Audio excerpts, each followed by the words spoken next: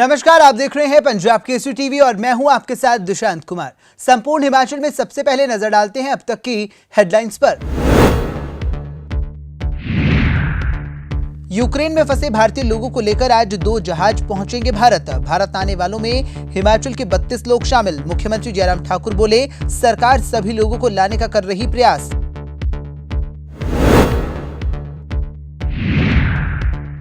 Ukraine से भारतीय medical छात्रों की देश वापसी को लेकर छात्रों के परिजनों में खुशी। सरकार का जताया आभार। यूक्रेन के पूर्वी बॉर्डर पर फंसे छात्रों को जल्द वापस लाने की लगाई गुहार।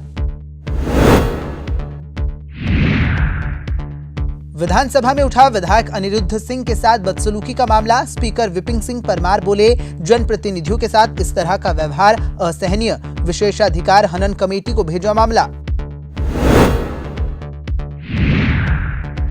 विधायक आशा कुमारी ने एक बार फिर जयराम सरकार पर किया कटाक्ष। राज्यपाल के अभिभाषण पर उठाए सवाल। सरकार पर कर्मचारियों को डराने धमकाने के लगाए आरोप।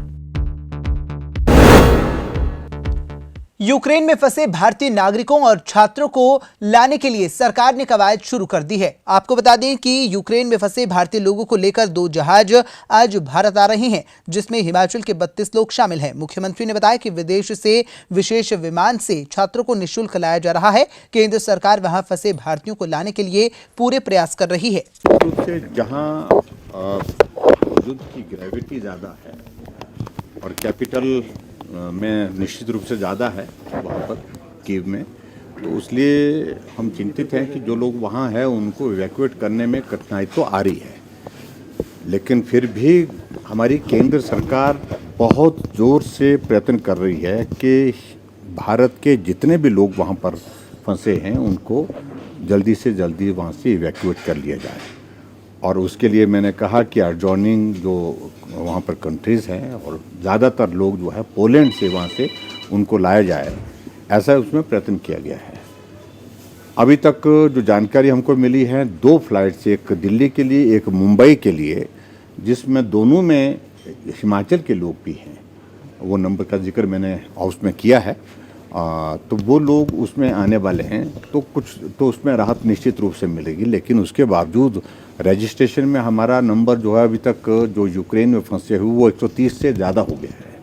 परिवार के लोग संपर्क में हैं, कुछ लोगों से मेरी बातचीत हुई है, कुछ लोगों से संपर्क नहीं भी हो पा रहा है, लेकिन उनको इवैक्यूएट करने के लिए जो बेस्ट पॉसिबल जो तरीका उस पर निकाला जा सकता था वो निकालने की कोशिशें हो रही हैं। पोलैंड के करीब उनको सड़क मार्ग से पहुंचाने की कोशिशें हैं और कुछ देर तक वो पैदल चल करके बॉर्डर पर पहुंचने के पश्चात जो है पोलैंड में जब एंटर करेंगे, वहाँ के बाद फिर आगे की व्यवस्था जो है उसमें हमारे भारत की ओर से, हमारे देश की ओर से स्पेशल लोग वहाँ पर भेजे गए हैं, ड्यूटी जिनकी लगाई गई है, जो कोऑर्डिनेट कर रहे हैं, जो विशेष दल के रूप में वहाँ पर कोऑर्डिनेशन का काम कर रहे हैं। मुझे लगता है कि बहुत जल्दी सारी चीज़ों को लेकर के रात भरी खबर हमको मिलने वाली है। यूक्रेन से भारतीय लोगों और छात्रों को लाने के लिए सरकार ने जहां एक और कवायद शुरू कर दी है, तो वहीं परिजनों में भी इसको लेकर संतोष देखने को मिल रहा है। आपको बता दें कि सरकार का इस दौरान जहां परिजनों ने सरकार का आभार व्यक्त किया, वहीं रूस के साथ लगते यूक्रेन के पूर्वी बॉर्डर पर फंसे छात्रों के परिजनों ने चिंता जताई है। उन्होंने पूर्वी क्षेत्र से भी बच्चों को इवैक्यूएट करने की मांग उठाई है। आपको बता दें कि इस समय हिमाचल के 100 से अधिक छात्र यूक्रेन में फंसे हुए हैं और हमीरपुर जिला की अगर बात करें तो 2 दर्जन से अधिक छात्र अभी तक विपरीत परिस्थितियों में यहां पर बंकर में रह रहे हैं।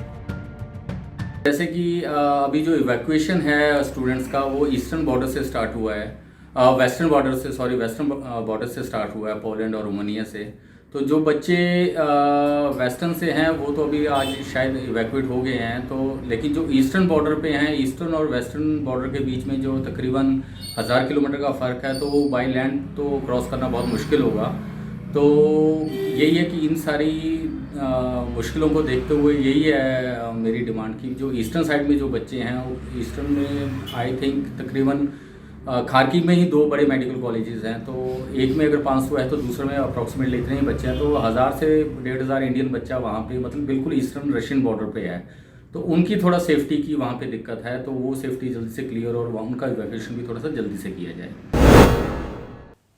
विधायक अनिरुद्ध सिंह के साथ पुलिस की बदसलूकी के मामले में विधानसभा अध्यक्ष विपिन परमार ने मामले में जांच की बात कही है। आपको बता दें कि उन्होंने कहा कि विशेषाधिकार हनन कमेटी को यह मामला भेज दिया गया है। कमेटी जांच के बाद आगामी निर्णय लेगी। वहीं दोषी पुलिसकर्मी को निलंबित कर दिया गया है। जनप्रतिनिधियों के साथ इस तरह का व्यवहार असहनीय है। मुझे पिछले कल जो हमारे माननीय विधायक श्री अनिरुद्ध जी हैं, उन्होंने एक शिकायत पत्र दिया था और उसमें ये कहा था कि मैं जब चंडीगढ़ से शिमला और अपने घर की तरफ जा रहा था तो पुराने बस अड्डे के नज़दीक वहाँ पर जो पुलिस का एक कर्मचारी था, उसने मेरे साथ दुर्व्यवहार किया और मेरे साथ तो किया ही किया, परंतु साथ में वहाँ पर जो कुछ एक लोग थे उनके साथ भी जिस तरीके से उसने व्यवहार किया वो बहुत ही अशोभनीय था।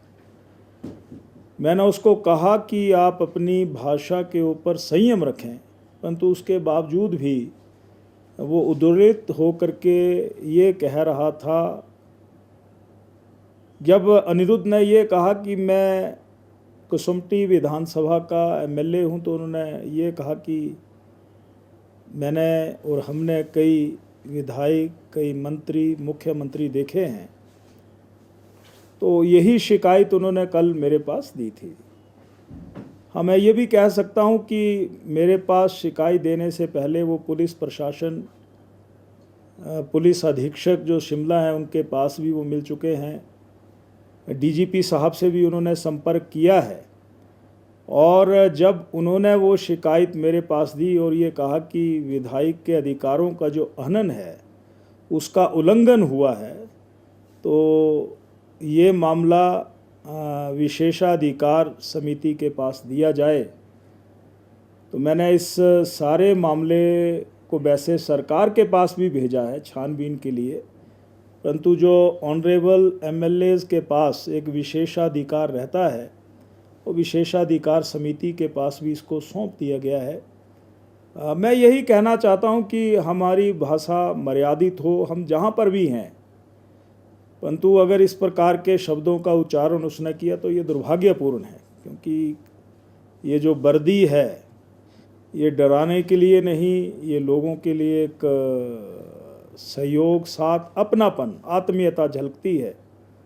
मैं ये भी कई बार जानता हूँ कि जो व्यक्ति जहाँ पर काम करता है उसके मन में कई प्रकार के दबाव रहते हैं, परंतु उसके उपरांत भी अगर ऐसा उसने किया है तो हमने इस सारे मामले को विशेषाधिकार समिति के पास भेज दिया है।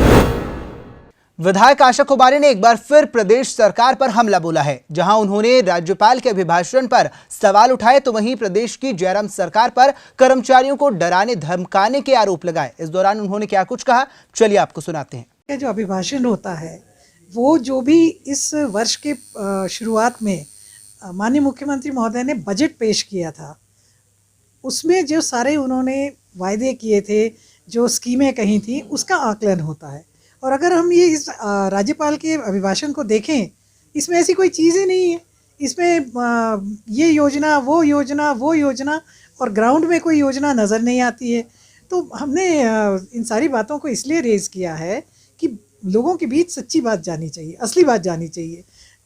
बेरोज़गारी को लेकर के इसमें कोई चर्चा नहीं है। ये पानी के नलकों की बात करते हैं और बताते नहीं हैं कितना पैसा आखिरकार इनके पास जल जीवन मिशन में आया है, कितना पैसा आया है, कितना खर्च किया है, किस चीज़ के लिए खर्च किया है। नलके लगाए जा रहे हैं तो इनकी स्कीम जो है वो नल विदाउट जल हो गई है। आखिरकार नल का फ़ायदा तो तब है ना जब उसमें पानी भी हो। सोर्सेज जो हैं, रिसोर्स जो हैं, वो ऑगमेंट हुए नहीं हैं। इसी तरह से अगर आप पंचायती राज में देखें तो लोगों को घर नहीं मिल रहे हैं। मुख्यमंत्री योजना, प्रधानमंत्री योजना, घर नहीं मिल रहे हैं। लोग जो गरीब लोग हैं, विशेष करके अभी बर्फ़ पड़ी है, इससे पहले बारिश बहुत ज़ोरदार हुई थी, तो लोगों का नुकसान बहुत हुआ है। लोगों को राहत नहीं मिल रही है, बेरोज़गारी बढ़ती जा रही है। महिलाएं परेशान हैं कि गैस का सिलेंडर आज 1000 रुपये छू रहा है। आप सरसों का तेल देखें, बाज़ार में 200 कहीं 225 है, कहीं 235 है, कहीं तो 250 तक रुपए है। हमारा ये मानना है कि ये बजट जो है ये किसी के हित में नहीं है। आप एम्प्लॉयज़ की बात कर लीजिए, हम तो ये कह रहे हैं कि भाई एम्प्लॉयज़ अपनी मांग रख रहे हैं। इनका ये कहना कि भाई कांग्रेस के टाइम पे बंद हुआ था, बंद तो अटल बिहारी वाजपेयी जी की सरकार ने दिल्ली से किया था और स्टेट्स को उस टाइम फोर्स किया गया कि अगर आप बंद नहीं करेंगे तो आपकी ग्रांट्स बंद कर दी जाएंगी। हिमाचल प्रदेश सेंट्रल ग्रांट पे निर्भर है, तो इसलिए उस समय ये फैसला लिया होगा। मगर फैसले जो हैं अगर गलत हो जाए तो सुधारे भी जा सकते हैं, इसमें कोई बहुत बड़ी बात नहीं है। और मैं समझती हूँ कि जो रास्ता अशोक गहलोत जी ने दिखाया है राजस्थान में, उस रास्ते पे अब हिमाचल सरकार को भी चलना चाहिए। इस बात को कहा कि बजाय इसके कि कर्मचारियों की मांग को संवेदनशील तरीके से देखा जाए, मुख्यमंत्री ने पहले मीडिया के ज़रिए से डराने धमकाने का प्रयास किया, अब तो 3 पन्ने की चिट्ठी निकाल के डरा रहे हैं और धमका रहे हैं। क्या आप अपने ही कर्मचारियों को और अपने ही जो आपके अधिकारी कर्मचारी हैं, आप उन्हीं को डराओगे धमकाओगे तो काम किससे लोगे? पुरानी पेंशन की बहाली को लेकर कर्मचारी महासंघ की पदयात्रा शनिवार को बिलासपुर पहुंची। आपको बताते चले कि इस दौरान भारी बारिश के बावजूद भी कर्मचारियों के हौसले बुलंद नजर आए। उन्होंने पुरानी पेंशन की बहाली को लेकर सरकार से मांग रखी। इस दौरान पुरुष कर्मचारी और महिला कर्मचारी यहां पर सरकार के खिलाफ नारेबाजी करते हुए नजर आए। महासंघ के प्रदेशाध्यक्ष प्रदीप ठाकुर की अगुवाई में बामटा से बिलासपुर जिला मुख्यालय तक पदयात्रा निकाली गई, जिसके बाद पदयात्रा नमहोल के लिए रवाना हुई।